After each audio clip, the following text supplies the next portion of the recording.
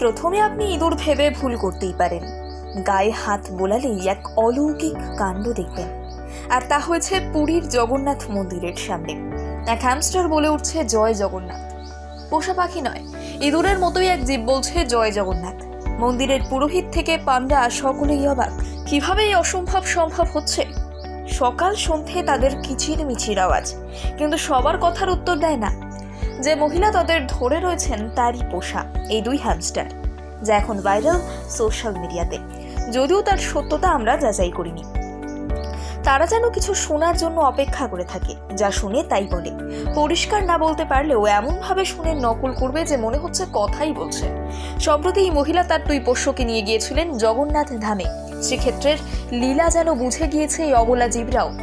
মন্দিরে তাদের নামে পুজো দিয়ে মাথা ছোঁয়ান। সকলে তো অবাক এই কাণ্ড দেখে। তারপরেই তো ঘটলো আসল ঘটনা।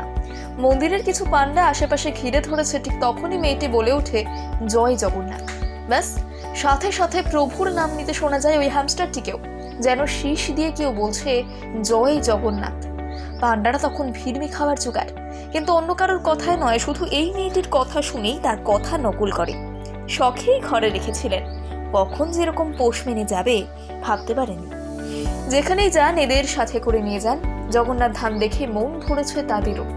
আবার নিজেদের ভাষাতে বুঝিয়েও দিল। এই ভিডিও দেখেই মুগ্ধ নেটিজেনরা। কিন্তু অবলা জীব হয়েও মানুষের কথা বুঝে যাচ্ছে। কতই না অদ্ভুত কাণ্ড হয় এই পৃথিবীতে, যা কোনো ভাষায় বোঝানো যায় না।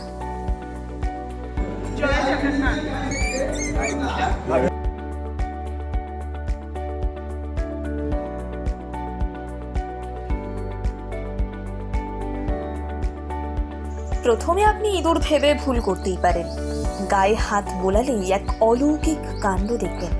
আর তা হয়েছে পুরীর জগন্নাথ মন্দিরের সামনে।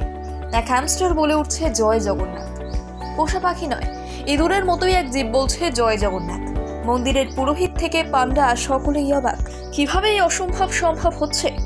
সকাল সন্ধে তাদের কিচির মিচির আওয়াজ, কিন্তু সবার কথার উত্তর দেয় না। যে মহিলা তাদের ধরে রয়েছেন তারই পোষা এই দুই হ্যামস্টার, যা এখন ভাইরাল সোশ্যাল মিডিয়াতে, যদিও তার সত্যতা আমরা যাচাই করিনি।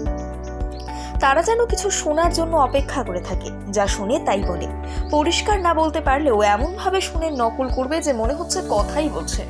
সম্প্রতি এই মহিলা তার দুই পোষ্যকে নিয়ে গিয়েছিলেন জগন্নাথ ধামে। সেক্ষেত্রের লীলা যেন বুঝে গিয়েছে এই অবলা জীবরাও। মন্দিরে তাদের নামে পুজো দিয়ে মাথা ছোঁয়ান। সকলে তো অবাক এই কাণ্ড দেখে। তারপরেই তো ঘটলো আসল ঘটনা।